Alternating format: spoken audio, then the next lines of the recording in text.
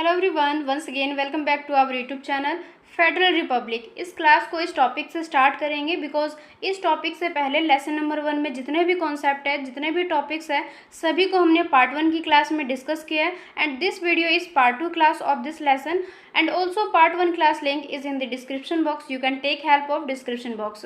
So let's start our class, but please watch this video till the end for better understanding. So now let's start our class. So first of all हम discuss करेंगे federal Republic के बारे में, जिसको हम कहते हैं संघीय गणराज्य।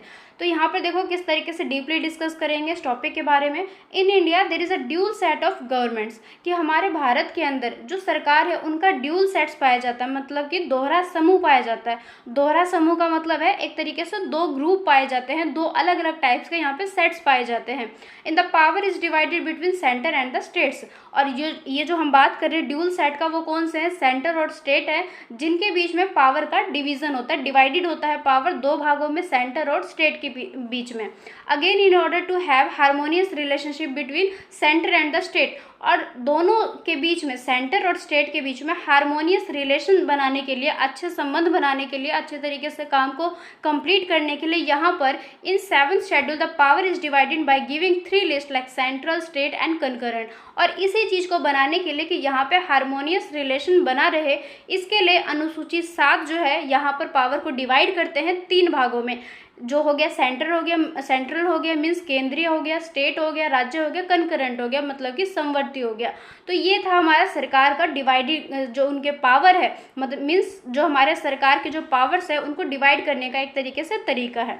उसके बाद में नेक्स्ट है the supremacy of constitution, independence of judiciary, written constitution, division of power are essential federal characteristics. Means जो हमारे संविधान को सबसे ऊपर रखना है, सबसे सर्वोच्च रखना है, एक तो ये। उसके बाद में इंडिपेंडेंस ऑफ जुडिशरी मीन्स न्यायपालिका की जो स्वतंत्रता होगी, उनके पास में फ्रीडम जो है वो। इसके बाद में संविधान का लिखित रूप में होना और पावर का डिवीज़न करना, ये सारे जो है काफ़ी ज़्यादा मोस्ट इम्पोर्टेंट हमारे संवैधानिक का एक तरीके से विशेषताएं हैं। Have also been adopted by Indian constitution, जो कि अडोप्ट किए गए हैं, मीन्स इसको एक तरीके से स्वीकार किया गया है किसके द्वारा? भारतीय संविधान के द्वारा। इसी के साथ में while the constitutional body like the central finance commission sees the allocation of resources and taxation between centre and the state which constitute only 30% of the total resources.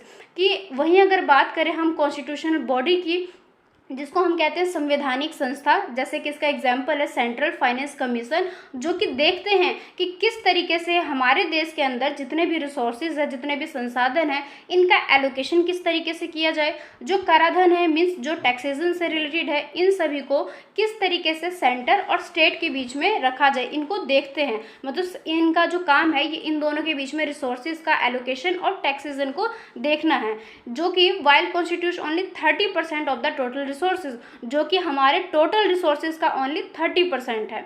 The planning commission and और the NITI आयोग and extra constitutional body. अगर हम वही बात करें planning commission की और नीति आयोग की, तो ये एक एक्स्ट्रा संवैधानिक संस्था माने जाते हैं, जो कि अपॉइंट किए जाते हैं हमारे केंद्रीय सरकार के द्वारा। और ये क्या करते हैं? Which allocate resources between the centre and the state. और सेम इसी तरीके से इनका काम जो है वो रिसोर्सेज को एलोकेट करना है। एलोकेट का मतलब होता है एक तरीके से देखना है, चेक करना है। इनका एक तरीके से कंट्रोलिंग का काम हो गया, पूरा देख रेख का काम हो गया, किनके बीच में? सेंटर के बीच में और स्टेट के बीच में।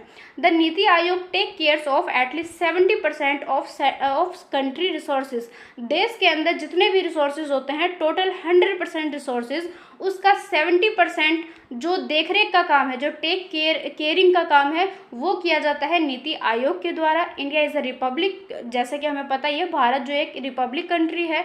विच head of the country is elected, जो कि हमारे देश के अंदर जो उसका मुख्य है, मतलब कि हेड, वो इलेक्टेड किया जाता है। मतलब कि एक तरीके से हम चुनाव के द्वारा, इलेक्शन के द्वारा हम खुद से देखते हैं कि हमें अपने देश का हेड किसको बनाना है, क्योंकि हमारा जो देश है वो रिपब्लिक कंट्री है, तो यहाँ पर हम हेड को खुद से ही इलेक्ट करते हैं। लेकिन अगर हम वहीं बात करें जैसे कि ब्रिटेन की बात करें, तो वहाँ पर ऐसा नहीं होता है, वहाँ पर वंशानुगत चलता है। मीन्स जैसे कि पहले के टाइम में जब राजा महाराजा थे, उस टाइम पर कैसा होता था, अगर जो एक राजा है उनकी डेथ हो जाए किसी भी रीज़न से, तो बाद में जो उनके बेटे रहते थे उनको राजा बना दिया जाता था। था। तो ब्रिटेन में अब भी ऐसा चल रहा है, वो आगे की बात बाद में डिस्कस करेंगे, बट यहाँ पर आपके टॉपिक के अकॉर्डिंग बताया गया कि वहाँ पर लेकिन ऐसा नहीं होता है कि वहाँ पर इलेक्ट किया जाएगा कि किसको हमें अपना हेड बनाना है। यहाँ पर क्या है, वंशानुगत चलता है। ये नहीं कि ब्रिटेन के अलावा भी कुछ देश है जहाँ पर इस तरीके से आज के टाइम में भी चलता है। Rule of law, in simple words जो रूल ऑफ लॉ है ये रेफर्स करते हैं supremacy of the law of the land over any other elected representative और अथॉरिटी इन अ कंट्री, कि देश के अंदर जो भी इलेक्टेड रिप्रेजेंटेटिव है, जो प्रतिनिधित्व के रूप में है, इन सभी से ऊपर किसको माना जाता है, सुप्रीमेसी ऑफ द लॉ को माना जाता है। और इसी लाइन को डिफाइन करते हैं कौन, रेफर्स कौन करता है, रूल ऑफ लॉ। इसी के साथ में जो शब्द है रूल ऑफ लॉ ये डिराइव्ड किए गए हैं फ्रेंच फ्रेज से, जिसका मतलब है ले प्रिंसिपल डी ले लीगलाइट। इसका मतलब ये है कि ये जो सेंटेंस, ये जो फ्रेज है जो कि फ्रेंच भाषा से लिया गया, ये रेफर करता है कि जो गवर्नमेंट है वो guided by law not man. इस लाइन का मतलब ये है कि जो हमारे देश की जो सरकार है, जो गवर्नमेंट है, वो गाइडेड किए जाएंगे लॉ के तहत, ना कि किसी मैन के द्वारा। इस लाइन का मतलब ये है, जैसे कि देखो फॉर एग्जांपल जब किसी भी तरीके से इलेक्शन होते हैं हमारे देश में, तो हम वहाँ पर वोटिंग के थ्रू ये डिसाइड करते हैं कि हमें किसको अपना नेता चुनना है। तो वहाँ पर जो पर्सन है जो कि विनर बनता है, जो कि जीत जाता है, जो नेता के रूप में बन जाते हैं, तो वो सरकार के सभी कामों को तो संभालते हैं, लेकिन ऐसा नहीं है कि जो सरकार है वो उस पर्सन के द्वारा चलाया जा रहा है। जो सरकार है, जो गवर्नमेंट है, वो लॉ के तहत चलते हैं, ना कि किसी पर्सन के द्वारा। पर्सन उसका काम करते हैं, मतलब एक तरीके से वो उसके अंडर रह के काम तो कंप्लीट करते हैं, अपना पूरा सहयोग देते हैं, लेकिन जो हमारी जो सरकार है वो गाइड किए जाते हैं लॉ के तहत, ना कि किसी पर्सन के द्वारा, क्योंकि कोई भी पर्सन अपनी मनमानी नहीं कर सकते। रूल ऑफ लॉ के तहत जो भी कानून है, जो भी नियम है, रेगुलेशन है, रूल है, एक्ट है, इन सभी के तहत ही वो पर्सन भी काम करता है। इस वजह से इस लाइन को यहाँ पे बताया गया है। One of the best known and accepted theories by propounded by A V. Dicey. इसी के साथ में इस थ्योरी की हम जो बात कर रहे हैं रूल ऑफ लॉ की, ये एक तरीके से ये जो थ्योरीज है ये प्रोपाउंडेड किया गया था ए.वी. डाइसी का मतलब ए.वी. डाइसी के द्वारा। प्रोपाउंडेड का मतलब होता है एक तरीके से जनरेट हुआ था, उत्पत्ति हुई थी, इन्होंने इस चीज़ को एक्सप्लेन किया था, डिफाइन किया था।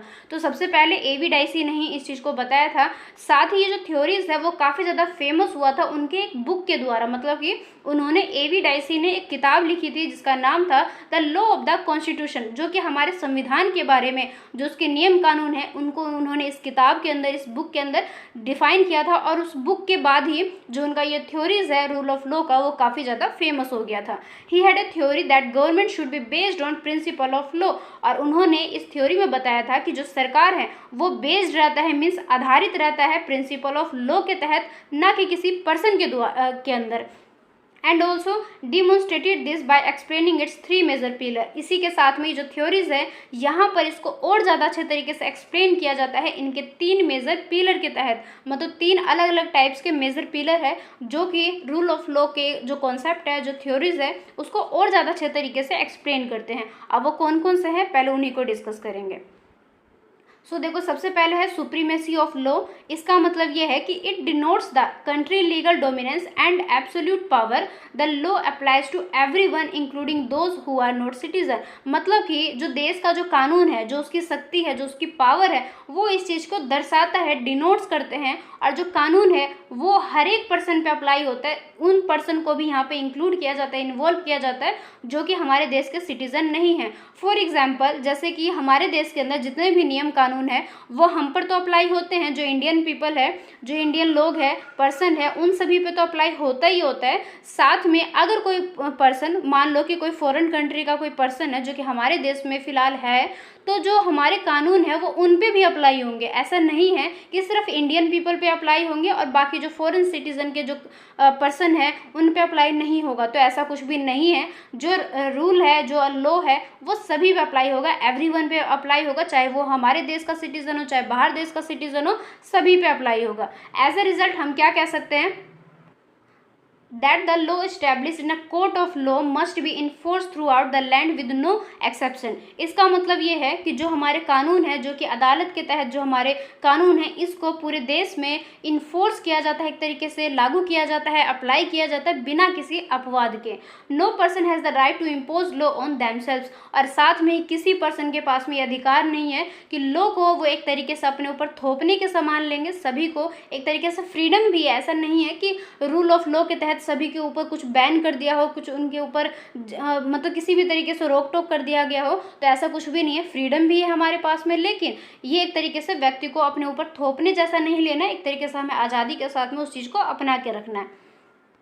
तो ये तो हो गया इसका फर्स्ट पॉइंट। इसके बाद में सेकंड पॉइंट है इक्वलिटी बिफोर द लॉ, कि लॉ के तहत कानून के समक्ष जो समानता है उस चीज़ को हम सेकंड पॉइंट के थ्रू इसको डिस्कस करेंगे। इसका मतलब क्या है कि the law should be administrated in a just and fair manner, कि जो हमारे कानून है, जो हमारे लॉ है, वो किस तरीके से है, बिल्कुल निष्पक्ष है, बिल्कुल भेदभाव रहित है, किसी भी तरीके से कोई भी भेदभाव नहीं है, बिल्कुल निष्पक्ष है, उचित है, एक्यूरेट है। इस तरीके से जो हमारे रूल ऑफ लॉ है वो बने हुए हैं। इसी के साथ में कोई person, every person whatever his position or rank may be should be subjected to the same law and procedure as everyone else in the court of justice. इसी के साथ में मान लो कोई भी पर्सन है, चाहे उसकी कितनी भी बड़ी पोजीशन क्यों ना हो, कितनी बड़ी रैंक क्यों ना हो, मतलब किसी भी तरीके से बड़ा से बड़ा व्यक्ति ही क्यों ना हो, जो हमारे कोर्ट ऑफ लॉ के तहत जो कानून है वो सभी पे अप्लाई होता है। ऐसा नहीं है कि अगर किसी की पोजीशन बड़ी है, किसी की रैंक बहुत बड़ी है, तो उन पर समान रूप से लागू नहीं होगा। एक सामान्य जनता से लेके एक ऐसा पर्सन जो कि बहुत बड़ी पोजीशन पे है, बहुत बड़ी रैंक पर है, दोनों के साथ में ही बिल्कुल इक्वलिटी रखी जाएगी, बिल्कुल समानता रखी जाएगी। इसके बाद में नेक्स्ट है इन हिज ही सेड, इसी के साथ में और भी इस चीज़ को कहा गया था कि every official from the prime minister down to constable और collector of taxes is under the same responsibilities for every act done without legal of taxes, कि मान लो चाहे अधिकृत रूप से, ऑफिशियल रूप से, औपचारिक तौर पर चाहे कोई प्राइम मिनिस्टर ही क्यों ना हो, उनसे लेकर एक सामान्य कांस्टेबल तक, एक कलेक्टर ऑफ टैक्सेस तक लेकर सभी के ऊपर, जो इन सभी के मतलब जिनका नाम भी हमने डिस्कस किया, इन सभी तक जितने भी पर्सन है, सभी के पास में जो हमारे टैक्स से रिलेटेड जो नियम कानून होते हैं उनके उल्लंघन के बिना, कि मतलब उनको एक तरीके से लोग जो है उसके विरुद्ध काम ना करें। यहाँ पर सभी के लिए जो प्रत्येक कार्य जो है वो सभी नागरिक के लिए समान रूप से जिम्मेदार है, मतलब कि जो हमारी रिस्पॉन्सिबिलिटीज़ है वो सभी के लिए इक्वल है। जो हमारे देश के नियम कानून है उनसे लेके साथ ही साथ जो हमारी रिस्पॉन्सिबिलिटी है, जो हमारे पास में जो अधिकार है, सभी पर्सन के लिए बिल्कुल समान ही है। In Indian constitution right to equality mention under article 14 to 18, इसी के साथ में ही भारतीय संविधान के अंदर जो हमारे पास में जो अधिकार है समानता का, इसको मेंशन किया गया था, मतलब इस चीज़ को बताया गया था आर्टिकल 14 से लेके 18 में। मतलब कि आर्टिकल जो 14 से 18 है, इनके बीच में, इनके मतलब इन आर्टिकल्स में समानता के जो हमारे अधिकार है समानता का, इसी चीज़ को यहाँ पे मेंशन किया गया था। Equality before law and equal protection of law, मतलब कि जो हमारे पास में जो समानता है जो बिफोर लॉ से, और साथ ही साथ जो सुरक्षा का एक तरीके से जो कानून है, प्रोटेक्शन का जो कानून है, ये सभी जो है सभी के लिए यहाँ पे सेम है। किसी के साथ में डिस्क्रिमिनेशन नहीं किया जा सकता उनके कास्ट के बेस पे, उनके कलर के बेस पे, मतलब कि ये सारे पॉइंट्स जो है इनके तहत या इनके बेस पे किसी के साथ में भी भेदभाव मीन्स डिस्क्रिमिनेशन नहीं किया जा सकता। सभी के पास में बिल्कुल समानता का अधिकार है। तो ये हो गया हमारा सेकंड पॉइंट, सेकंड कॉन्सेप्ट। इसके बाद में थर्ड है हमारा predominance of the legal spirit dicey. तो डाइसी ने ही इस तीसरे कॉन्सेप्ट में, तो तीनों जो मेजर पिलर है उन्होंने ही डिफाइन किया था, इस वजह से इस नाम के साथ में डाइसी लगा हुआ है। वो क्या सोचते थे, वो ऐसा बिलीव करते थे कि जो इस अभी तक हमने जो 2 प्रिंसिपल को हमने डिस्कस किया, जिसको एस्टैब्लिश किया गया था, ये एक तरीके से इनसफिशेंट है। मतलब कि सिर्फ 2 पॉइंट जो अभी तक हमने डिस्कस किया मेजर पिलर, सिर्फ उनको ही यहाँ पर प्रिंसिपल के रूप में पूरा मान लेना ऐसा सही नहीं है। वो दोनों आपस में इनसफिशेंट है and there needed to be an enforcing mechanism. और यहाँ पर क्या है कि एक ज़रूरत है, एक तरीके से दूसरे मैकेनिज्म की ज़रूरत है, इनको इन्फोर्स करने की ज़रूरत है, मतलब कि आवश्यकता है एक दूसरे मैकेनिज्म की यहाँ पे। Authority to keep and maintain the law, जो कि हमारे अधिकार को बनाए रख सके और साथ ही साथ मेंटेन कर सके हमारे लॉ को। इसी के साथ में ही mistook the courts for this authority, तो इस अधिकार के लिए उन्होंने क्या समझा, मतलब ऐसा बिलीव करते थे कि जो एक कोर्ट है, जो एक अदालत है, जो कि इस काम को कर सकते हैं, पूरा कर सकते हैं। He proposed an impartial and independent judiciary which would be very important expect for the implementation of the rule of law. उन्होंने एक निष्पक्ष और स्वतंत्र न्यायपालिका का जो एक कॉन्सेप्ट है, एक जो एस्पेक्ट है, वो इन्होंने रखा था रूल ऑफ लॉ के लिए, कि ये सबसे ज़्यादा इंपॉर्टेंट एस्पेक्ट माना गया था हमारे रूल ऑफ लॉ को इम्प्लीमेंटेशन के लिए, मतलब कि एक तरीके से अप्लाई करने के लिए ये सबसे ज़्यादा महत्वपूर्ण पहलू होगा, ताकि जिससे क्या होगा, जो कानून का जो शासन है उसका पूरा कामकाज जो है वो सही तरीके से मेंटेन करते हुए चलेंगे। इसके लिए सबसे ज़्यादा इंपॉर्टेंट पहलू के रूप में इसको एस्पेक्ट के रूप में माना गया है। Next is separation of powers. In India, unlike in the US, the idea of the division of powers is not rigidly adhered to. It means Bharat के अंदर क्या है कि डिवीजन ऑफ पावर्स, जो शक्तियों का जो विभाजन किया जाता है, इसका कठोरता से पालन नहीं किया जाता है। वहीं अगर हम बात करें यूएस की, और अगर यूएस के अलावा अगर हम दूसरे कंट्री का यहाँ पे एग्जांपल ले, तो इन सभी देशों में क्या है कि डिवीजन ऑफ पावर्स का, शक्तियों का जो विभाजन है, इसका काफ़ी ज़्यादा कठोरता से पालन किया जाता है। लेकिन हमारे इंडिया के अंदर ऐसा नहीं है, इसमें कमी पाई जाती है। The judiciary has the authority to overturn any unlawful laws that the legislature passes. इसी के साथ में देश की जो न्यायपालिका है, उनके पास में अधिकार है कि किसी भी तरीके से कोई भी जो गैर कानूनी कानून है, इनको ओवरटर्न किया जा सकता है, जो कि विधायिका के द्वारा पारित किया गया हो, मतलब कि लेजिस्लेचर के द्वारा अगर पास किया जाता है कोई भी गैर कानूनी कानून, तो इसको ओवरटर्न कर सकते हैं। कौन कर सकता है? न्यायपालिका कर सकते हैं। इसी के साथ में देश का जो पूरा कंट्रोलिंग करने का जो तरीका है, बैलेंस करने का जो तरीका है, इन सभी चीज़ों को यहाँ पे पुट किया जाता है, मतलब कि इन सारी चीज़ों को यहाँ पे देखरेख किया जाता है। कंट्रोलिंग का काम जो है, इन सभी के अंदर यहाँ पे इन्वॉल्व किया जाता है, ताकि जो प्रैक्टिकल रीज़न है, जो एक तरीके से व्यवहारिक कारण है, उन सभी को यहाँ पे बना के रखाया जा सके। लेकिन अगर हम बात करें आज के टाइम की, तो हमारे देश के अंदर जो कॉन्स्टिट्यूशनल सिस्टम है, वो यहाँ पे कठोरता से पालन नहीं करता है डिवीजन ऑफ पावर का बिटवीन द सेवरल ऑर्गन्स, के जितने भी अलग अलग टाइप्स के जो अंग है, मतलब कि जो सरकार के अंग होते हैं। अभी हम डिस्कस करेंगे कि सरकार के ऑर्गन्स किसे कहा जाता है। यहाँ पे बस आप ये समझो कि इस यहाँ पर क्या है कि जो अलग अलग भागों में जो सेवरल ऑर्गन्स है, यहाँ पे इसके डिवीजन ऑफ पावर्स को सख्ती से पालन नहीं किया जाता है आज के टाइम में हमारे सिस्टम के अंदर। इस वजह से the current system in India, the relationship between each organs at the constitutional provision that follow will all be covered in the section that follow. इस वजह से करंट सिस्टम के अंदर, मतलब कि अभी हाल फिलहाल की बात करें तो फिलहाल जो सिस्टम चला हुआ है, इसमें सभी ऑर्गन्स के बीच में जो रिलेशनशिप है, उसको बना के रखने के लिए हमारे संविधान के अंदर जो प्रोविज़न बनाए गए हैं, इसको यहाँ पे सेक्शन के अंदर इन्वॉल्व किया जाता है, कवर किया जाता है, ताकि इन सारी चीज़ों को यहाँ पे फॉलो किया जा सके। इसके अनुभाग में इसको इंक्लूड कर दिया जाता है, शामिल किया जाएगा। इसके बाद में नेक्स्ट है सम गवर्नमेंट ऑर्गन्स फंक्शंस। जैसे कि मैंने आपको बताया था कि गवर्नमेंट के ऑर्गन्स किसको कहा जाता है। फॉर एग्जांपल, जिस तरीके से आप देखोगे, कोई स्टूडेंट है, अगर मान लो फर्स्ट क्लास में, सेकंड क्लास में, इस तरीके से छोटे क्लासों में रहते हैं, तो वो पार्ट्स ऑफ बॉडी को डिस्कस करते हैं, जिसमें हम अपने शरीर के अंगों के बारे में डिस्कस करते हैं, लाइक हमारे हैंड के बारे में, लेग के बारे में, हेड, फेस। इस तरीके से एक छोटा बच्चा इन सारी चीज़ों के बारे में जानता है, जिससे हम बोलते हैं पार्ट्स ऑफ बॉडी।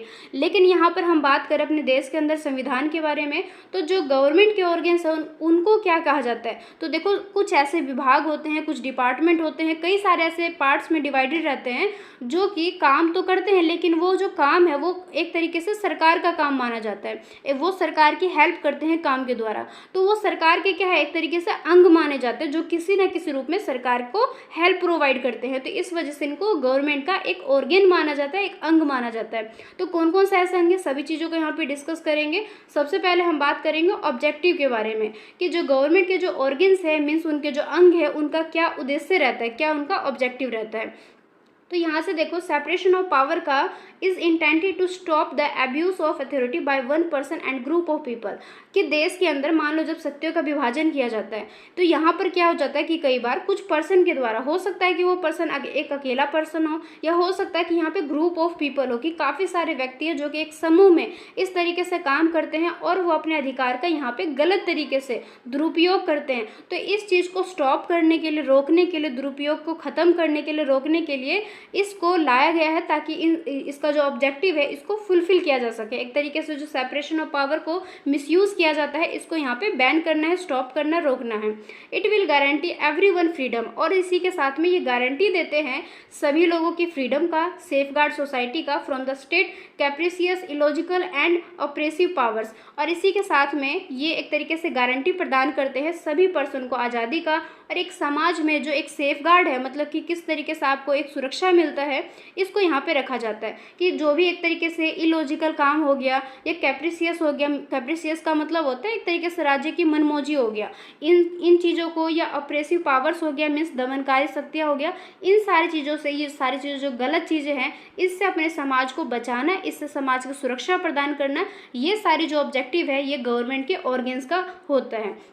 इसी के साथ में और भी क्या रहता है, and allocate each function to the proper state organs for the efficient performance of their respective duties, और इसी के साथ में इनको एलोकेट करने का काम रहता है पूरे फंक्शंस के बीच में, ताकि जो भी ऑर्गन्स है यहाँ पे इनका जो परफॉर्मेंस है वो सही तरीके से रहे, बिल्कुल उचित तरीके से रहे, और जो भी उनके ड्यूटीज़ है, जो भी उनके रिस्पेक्टिव ड्यूटीज़ है, इसको यहाँ पे फुलफिल किया जा सके। जो भी उनका प्रदर्शन का काम है उसको एक बेहतर तरीके से रखा जा सके, पूरे फंक्शन के बीच में काम को सही तरीके से रखा जाए, ये पूरा जो ऑब्जेक्टिव है वो पाया जाता है हमारे गवर्नमेंट के ऑर्गन्स के द्वारा। देन नेक्स्ट है कॉन्सेप्ट। स्टार्टिंग में हमने सरकार के जो अंग है उसको एग्जाम्पल के थ्रू समझा था, अब हम इसको कॉन्सेप्ट के रूप में समझेंगे। तो सबसे पहले देखो, जो अरस्तु थे उन्होंने अपने इस आइडिया को मेंशन किया था। कब किया था? फ्रॉम द सेंचुरी BCE, जब सेंचुरी BCE का टाइम चल रहा था उस टाइम पे ही अरस्तु ने अपने इस आइडिया को मेंशन किया था, और साथ में उन्होंने ये भी बताया था, उन्होंने आइडेंटिफाई किए थे सरकार के 3 ब्रांचेस को। कौन कौन से ब्रांचेस थे? जनरल असेंबली हो गया, इलेक्टेड ऑफिशियल्स हो गया, और जुडिशरी हो गया, जिसको हम न्यायपालिका भी कहते हैं। तो उन्होंने सबसे पहले इस चीज़ को एक्सप्लेन किया था, मेंशन भी कर दिया था, और 3 ब्रांचेस के रूप में इस चीज़ को उन्होंने आइडेंटिफाई भी कर दिया था। यहाँ पे जो लाइन है ये स्टार्ट, यहाँ की जो 2 लाइन है यहाँ पे रिपीट हो चुका है, इसको जस्ट आप इग्नोर करना। इसके बाद में नेक्स्ट है कि जो उस टाइम पे जो रोमन गणराज्य था उन्होंने भी इस सिमिलर आइडिया को, मतलब कि ऐसा जो सेम समान जो आइडिया था उसको उन्होंने अडॉप्ट किया था। एक तरीके से उन्होंने इस चीज़ को अपनाया था, मतलब कि ये जो एक सही तरीका था, जो आइडिया था, उसको रोमन गणराज्य ने भी इस चीज़ को अपनाया था। इसी के साथ में यहाँ से है काफ़ी ज़्यादा इंपॉर्टेंट लाइन, तो आप इसको ध्यान से समझना। जब टाइम था 18th सेंचुरी का, तो यहाँ पर एक फ्रेंच फिलोसफर थे जिनका नाम था मोंटेस्क्यू। उन्होंने एक आइडिया को दिया था। कब? उनकी एक पुस्तक आई थी, एक बुक आई थी जिसका नाम था डेल स्पिरिट डेस लुइस। उन्होंने इस चीज़ को इस बुक में एक्सप्लेन किया था, जो कि काफ़ी ज़्यादा हाईली सिस्टमेटिक था और साइंटिफिक फाउंडेशन के रूप में था। हाईली सिस्टमेटिक का मतलब हो गया काफ़ी ज़्यादा उच्च स्तर पर बिल्कुल व्यवस्थित था, और साइंटिफिक फाउंडेशन के रूप में था, बिल्कुल वैज्ञानिक तौर पर इसका जो पूरा बेस था, फाउंडेशन था, वो वहाँ पे इन्होंने इस चीज़ को एक्सप्लेन किया था। मतलब काफ़ी साइंटिफिक रूप से और काफ़ी सिस्टमेटिक रूप से उन्होंने अपने इस बुक में 18th सेंचुरी में इसको एक्सप्लेन किया था। इस आइडिया को उन्होंने इस पुस्तक के द्वारा बताया था, द स्पिरिट ऑफ लॉज के बारे में। इसी के साथ में उनका जो वर्क था, his work is founded on knowledge of the English system, और इसी के साथ में जो उनका वर्क था, उनका जो काम था, वो इंग्लिश सिस्टम के ज्ञान के ऊपर उनका एक तरीके से फाउंडेड था। और इसी के साथ में उन्होंने ये भी बताया था कि किस तरीके से जो हमारे 3 ब्रांचेस है सरकार के, इसके बीच में डिफ्रेंशिएट किस तरीके से किया जाएगा, तीनों के बीच में अंतर किस तरीके से किया जाएगा, वो भी उन्होंने इस चीज़ को यहाँ पे एक्सप्लेन किया था। अब यही सारी चीज़ें यहाँ पर हिंदी में, तो जो भी ऐसे स्टूडेंट है जिन्होंने हिंदी मीडियम में लिया है इस सब्जेक्ट को, तो आप यहाँ से नोट्स बना लेना। इसके बाद में अब बात करेंगे मीनिंग का, कि मीनिंग के तौर पर हम इसके अर्थ को समझेंगे। The legislature, the executive branches and judiciary makeup the 3 branches that makeup the system of government. कि जो हमारे देश के अंदर जो लेजिस्लेचर है, मीन्स जो विधायिका है, जो एग्जीक्यूटिव ब्रांचेस है, मीन्स कार्यकारी शाखाएं हो गया, और हमारी न्यायपालिका हो गई, ये 3 ब्रांचेस के रूप में माने जाते हैं। और इनका जो काम है वो क्या है कि सरकार का जो सिस्टम है उसको मेकअप करने का काम, कि जो सरकार के जो सिस्टम का जो पूरा कामकाज है उसको यहाँ पे कंप्लीट करना, उनका जो काम है उसको संपूर्ण रूप से यहाँ पे कंप्लीट करना, ये तीनों ब्रांचेस का काम हो जाता है। इनका काम इतना ज़्यादा छोटा नहीं है जैसा हम डिस्कस कर रहे हैं, वो तो काफ़ी ज़्यादा ब्रॉड है, काफ़ी ज़्यादा बड़ी है। यहाँ पे जस्ट हम समझ रहे हैं इसके मीनिंग को। इसी के साथ में ये जो कॉन्सेप्ट है, जो टॉपिक हम डिस्कस कर रहे हैं, यहाँ पर अलग अलग राइटर्स ने इसको अलग अलग तरीके से डेफिनेशन दिया। जैसे कि देखो, एक ही टॉपिक को आप अलग अलग, मान लो टीचर्स है उनसे आप समझोगे तो अलग अलग तरीके से एक्सप्लेन करेंगे। सभी आपको बताएंगे सही चीज़ ही, मतलब कि आपको एक्सप्लेन तो करेंगे सेम ही चीज़ को, लेकिन जो एक्सप्लेन करने का जो तरीका है वो अलग अलग रहेगा। मेरा तरीका आपको अलग लगेगा, किसी और टीचर से अगर आप समझोगे इसी सब्जेक्ट को तो उनका जो तरीका होगा समझाने का वो अलग होगा। लेकिन चाहे आप किसी भी टीचर के पास जाओ, सभी का जो मेन पॉइंट है वो आपके कॉन्सेप्ट को समझाना ही होता है किसी न किसी तरीके से। तो यहाँ पर भी सेम ऐसा ही है, जो अलग अलग राइटर्स थे, जो अलग अलग ऑथर थे, उन्होंने इसके डेफिनेशन को अलग अलग तरीके से दिया है, लेकिन फिर भी हम सभी को यहाँ पे जनरलाइज कर सकते हैं इनकी विशेषताओं के तौर पर। अब इसी के साथ में यहाँ पे डिस्कस करेंगे, a person having a function in one organs should not also be a part of another organs. कि मान लो कोई एक पर्सन है, वो एक ऑर्गेन्स के अंदर, एक अंग के अंदर जो भी फंक्शनिंग का काम किया किया जा रहा है, जो भी कार्यकारी जो उनका काम चल रहा है उसके अंदर एज अ पार्ट के रूप में वो काम कर रहा है, तो वो दूसरे ऑर्गेन्स के अंदर पार्ट नहीं होना चाहिए। मतलब कि जो ये 3 ऑर्गेन्स के अंदर हम डिस्कस कर रहे हैं यहाँ पे, तो तीनों ऑर्गेन्स में से एक अकेला व्यक्ति किसी एक ऑर्गेन का ही पार्ट होना चाहिए। ऐसा नहीं है कि वो 2 ऑर्गेन्स का पार्ट्स हो जाए या 3 ऑर्गेन्स का पार्ट्स हो जाए, तो ऐसा नहीं है। एक पर्सन जो फंक्शनिंग का काम है, जो काम करने का जो पूरा उनका सिस्टम है, वो जो प्रणाली है उसमें किसी एक ही ऑर्गन का पार्ट माने जाएंगे, दूसरे के अंदर वो नहीं जाएंगे। Which means that each organ should have separate people serving in it. इसका मतलब क्या है कि सभी ऑर्गन्स के अंदर जो पर्सन है वो सेपरेटली पाए जाएंगे, मतलब कि एक अकेला व्यक्ति किसी एक ऑर्गन्स का ही पार्ट माना जाएगा। The operation of one organ should not affect how the other organs work. और उनका जो काम करने का जो पूरा प्रणाली है वो किसी एक ऑर्गन का जो काम है वो किसी दूसरे ऑर्गन के काम को अफेक्ट नहीं करेंगे, मतलब कि उसको प्रभावित नहीं करेंगे। फॉर एग्जाम्पल, आप एग्ज़ाम देते हो तो आपके पास में काफ़ी सारे सब्जेक्ट रहते हैं। फॉर एग्जांपल, मान लो इंग्लिश का एग्ज़ाम दिया, तो इंग्लिश के एग्ज़ाम में हमने जिस भी तरीके से एग्ज़ाम दिया उसके जो मार्क्स हैं वो हिंदी सब्जेक्ट को या मैथ के सब्जेक्ट के जो मार्क्स हैं उसको अफेक्ट नहीं करेंगे। सेम ऐसे ये हिंदी या जो मैथ के मार्क्स है वो इंग्लिश सब्जेक्ट के जो मार्क्स है उसको अफेक्ट नहीं करेंगे। सबका अपना अपना एक मार्क्स है जो एक दूसरे को इफेक्ट नहीं करेंगे, एक दूसरे को प्रभावित नहीं करेंगे। तो सेम यहाँ पर भी ऐसे ही है कि एक ऑर्गन के अंदर काम करने का जो ऑपरेशनिंग का काम किया जाएगा, जो फंक्शनिंग का काम किया जाएगा, वो किसी दूसरे ऑर्गन्स के वर्क को अफेक्ट नहीं करेगा। और ये इम्प्रॉपर माना जाएगा अगर एक ऑर्गन का जो भी पार्ट है वो अगर दूसरे ऑर्गन की ड्यूटीज़ को कंप्लीट करता है, तो ये मतलब कि इम्प्रॉपर माना जाएगा अगर एक ऑर्गन का जो काम है या जो भी पर्सन है अगर वो दूसरे ऑर्गन के ड्यूटीज़ को कंप्लीट करते हैं। क्योंकि यहाँ पे they should stick to their mandate only, क्योंकि उनको सिर्फ और सिर्फ अपने दायित्व तक रहना है, अपने कर्तव्य तक रहना है, किसी दूसरे ऑर्गन के अंदर नहीं जाना है। तो ये तो हो गया ये जो कॉन्सेप्ट हम डिस्कस कर रहे हैं इसके बारे में यहाँ पे इसको एक्सप्लेन कर दिया। लेकिन फिर भी the broad categories are so outline, मतलब कि जो 3 चीज़ों के बारे में हम डिस्कस कर रहे हैं अलग अलग ऑर्गन्स के बारे में, यहाँ पर तीनों ही कैटेगरीज के बारे में इतने अच्छे तरीके से आउटलाइन किया गया है, इतने अच्छे तरीके से एक्सप्लेन किया गया है।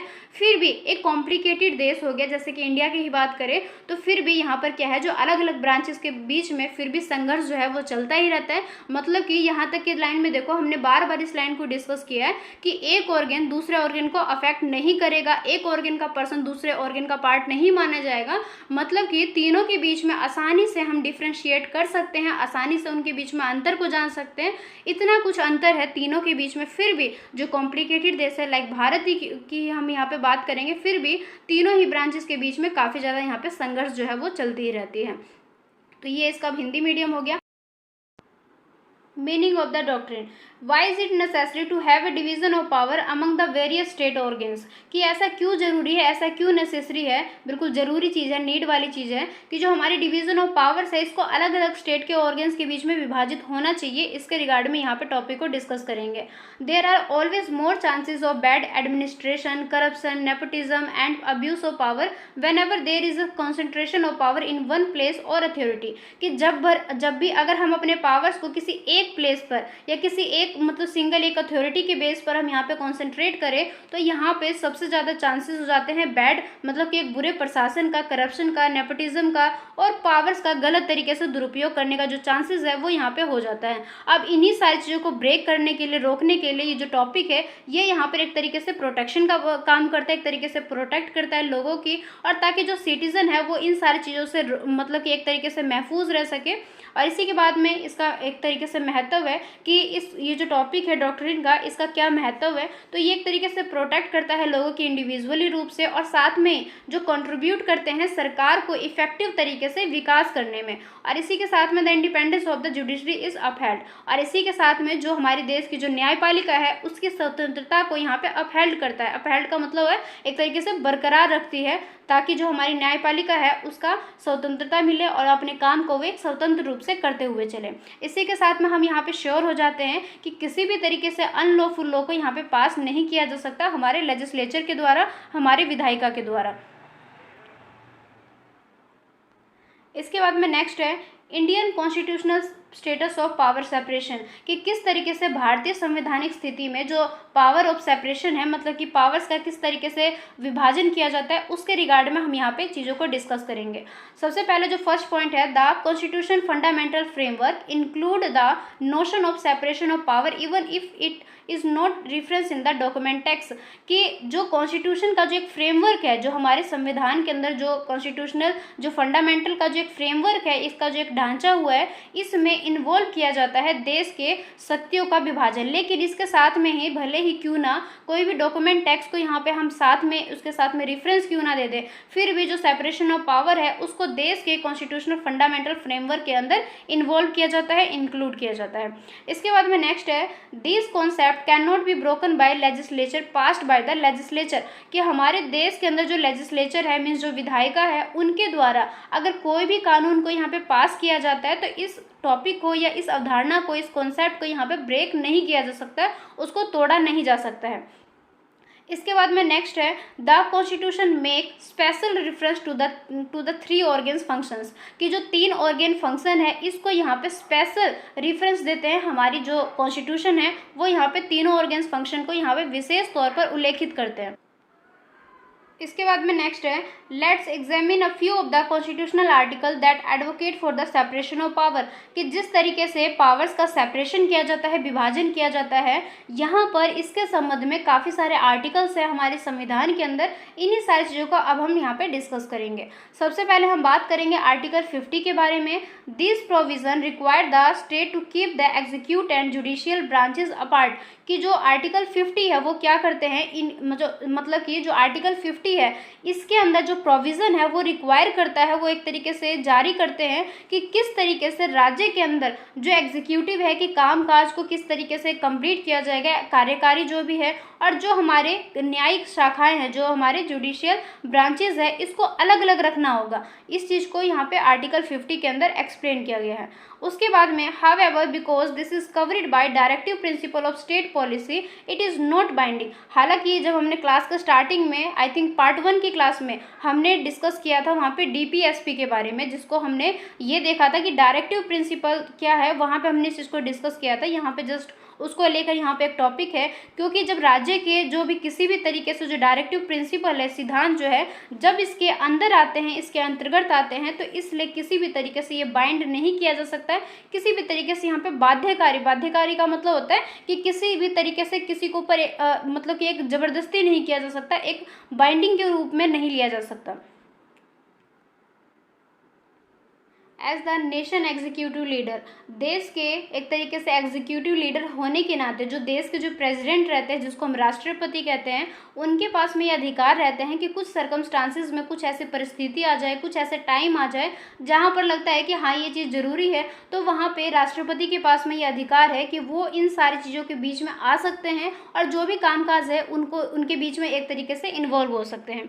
उसके बाद में नेक्स्ट है, द लेजिस्लेचर आर, मतलब जो लेजिस्लेचर है उनको आर्टिकल 121 और 211 के तहत जो हमारे सुप्रीम कोर्ट और हाई कोर्ट है, इनके जो भी जज है, इनके काम को एक तरीके से देखरेख करने या इनके काम के ऊपर डिस्कस करने के ऊपर यहाँ पे रोक लगाया गया है, बिल्कुल प्रतिबंधित किया गया है कि विधायिका के ऊपर, विधायिका के तहत इस चीज़ को एक्सप्लेन किया गया है कि आर्टिकल्स 121 और 211 के तहत जो भी सुप्रीम कोर्ट और हाई कोर्ट के जो जज रहेंगे और उनका जो भी कामकाज रहेगा उसके ऊपर डिस्कस नहीं कर सकेंगे। कौन नहीं कर सकेंगे? हमारे देश के लेजिस्लेचर, मतलब कि विधानमंडलों के द्वारा इस पे कोई भी डिस्कस नहीं किया जाएगा। और डिस्कस कब किया जा सकता है? Only in the event of impeachment are they able to do this. Impeachment का मतलब होता है कि कोई भी मिसकंडक्ट हो रहा है, किसी भी तरीके से कोई भी यहाँ पर गलत काम हो रहा है, या एक तरीके से बोल सकते हो कि कोई भी जो क्राइम रूप में कोई भी कामकाज है, तभी जाके जो हमारे देश के जो लेजिस्लेचर है वो सुप्रीम कोर्ट और हाई कोर्ट के जो जज है उनके काम को चेक कर सकते हैं, उसके ऊपर डिस्कस कर सकते हैं। अगर ऐसा कुछ भी नहीं है कि यहाँ पे इम्पीचमेंट का कोई भी यहाँ पे केस नहीं है, मतलब कि कोई भी मिसकंडक्ट का या कोई भी क्राइम वाला काम नहीं है, तो इनके ऊपर ये रोक लगाया गया कि उनके काम को किसी भी तरीके से डिस्कस नहीं कर सकते हैं।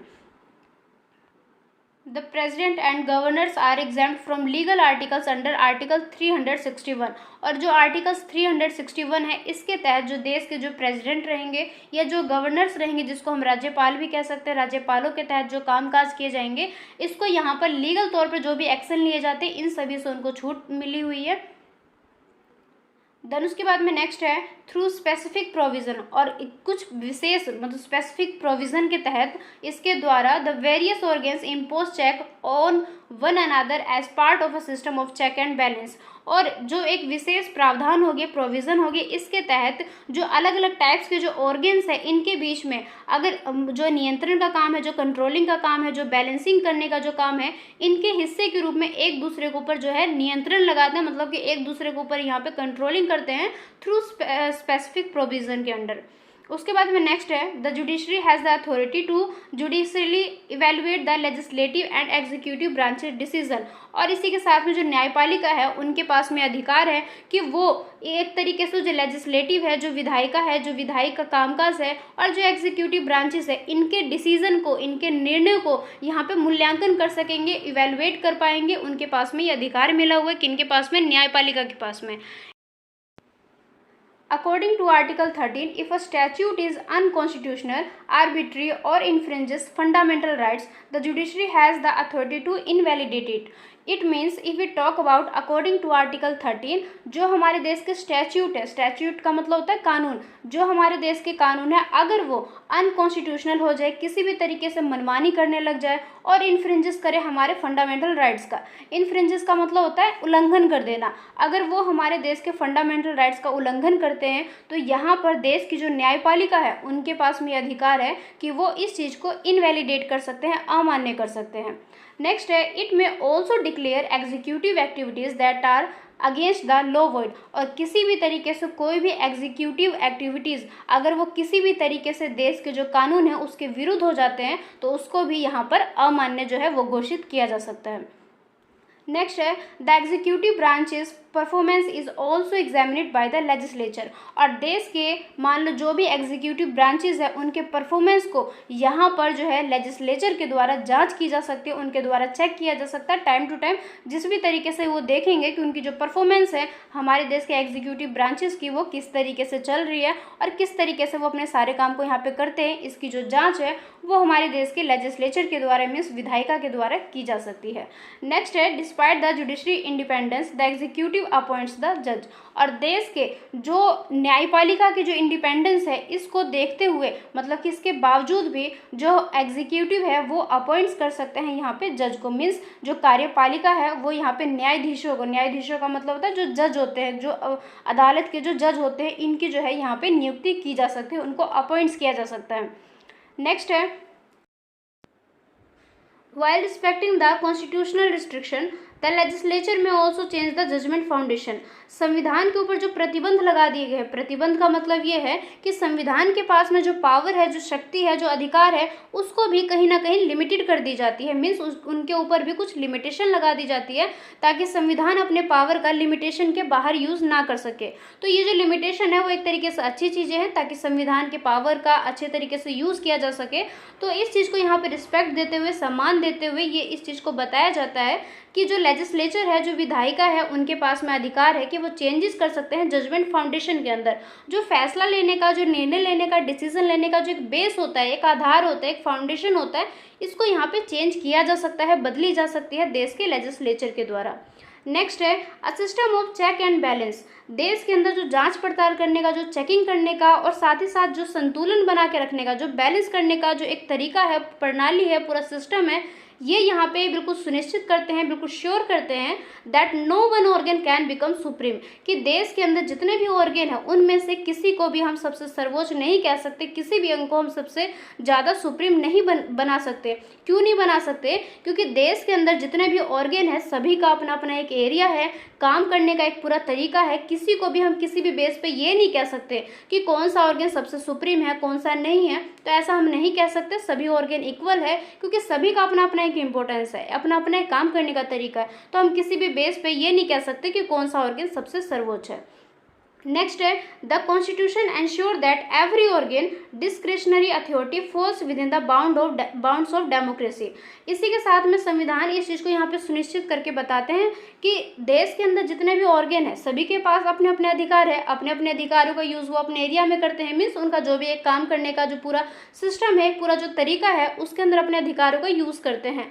तो अपने अधिकारों का वो यूज़ तो करेंगे, लेकिन उनके जो अधिकार है वो रहते हैं bounds of democracy. Means democracy के तहत भी एक सीमा लगा दी जाती है जिसके अंडर ही जितने भी ऑर्गन हैं अपने अधिकारों का, अपने राइट्स का यहाँ पे यूज़ कर सकते हैं। तो ये पूरा कॉन्सेप्ट था आपके इस टॉपिक का। आई होप आपको सारी चीज़ें बिल्कुल अच्छे तरीके से समझ में आ गए होंगे। ऐसा इसलिए क्योंकि सारी चीज़ों को हमने काफ़ी सिंपल तरीके से डिस्कस किया, बट फिर भी अगर कहीं पे भी कोई भी डाउट हो then you must tell in the comment section. Comment section में ज़रूर से बता देना अगर कोई भी डाउट हो।